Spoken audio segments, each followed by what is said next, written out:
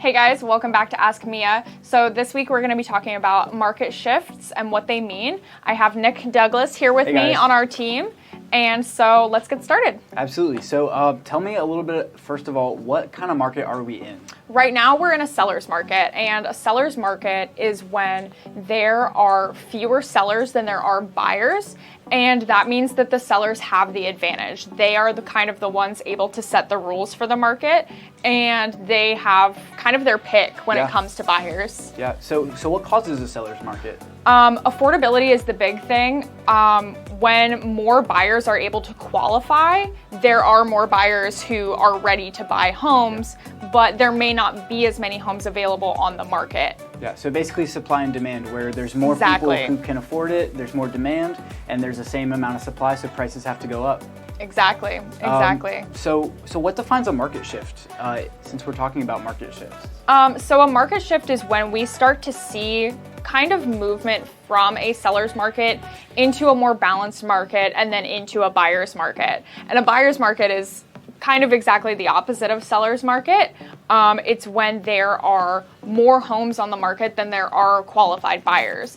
And so once we start moving towards that, it becomes an opportunity for buyers. Yeah. So my understanding is that in practice, when a market shift happens, it's because there are fewer buyers who are ready, willing, and able to buy at the current market prices. Exactly, yeah. And so we're kind of starting to see a little bit of a shift, right, Nick, in the market with inflation and interest rates going up. Tell me a little bit about that. Yeah, so you bring up inflation. As the cost of living, food, gas, and just your everyday living expenses goes up, the cost of home ownership goes up as well, and it prices a lot of buyers who are just able to qualify back out of the market. Does that mean that homes themselves are more expensive? So it's not that the homes are getting more expensive. The purchase price doesn't really change. It's more so that the payment price on the mortgage that you would get does increase due to that interest rate. So it prices a lot of people out of the market. Oh, okay. So a lot of people that maybe were, had just been able to qualify, maybe are getting kicked out of the market, which is unfortunate for them, but does offer, an opportunity to the other buyers that now aren't having to fight so many people, right? Yeah, and another thing is that when investors look at these increasing interest rates, it doesn't seem as good a time to buy, it doesn't seem as good a time to invest.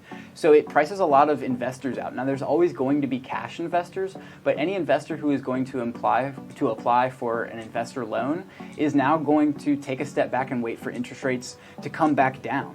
Oh, okay, yeah, and from what I understand, the second home interest rates and the investor rates are a lot higher than it would be for a regular buyer, somebody doing FHA or conventional or something like that for their first home. Conventional and FHA buyers do have a great advantage because now they don't have to compete against investors as much because their interest rates are still lower than what the investors would have to go with. Well, that sounds great for my buyers. Right, yeah, mine as well.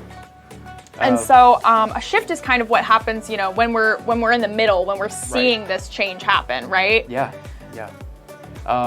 So as interest rates go up, we're going to be looking at rates that were once 3% are now 5.25%, 5.5%. We're expected to see them rise another maybe 5 times, not 5 times the interest rate, but we're likely to see 5 more changes by the end of the year. Oh, so maybe see 6 or 6.5% by the end of the year. It's entirely possible, yeah. Wow, that's that's going to be tough for some buyers, but that's going to be really great for the buyers who can still qualify and don't want to have to maybe be in a multiple offer situation. Yeah. So as the price of home ownership goes up, the price of homes is going to have to come back down. What goes up must come down.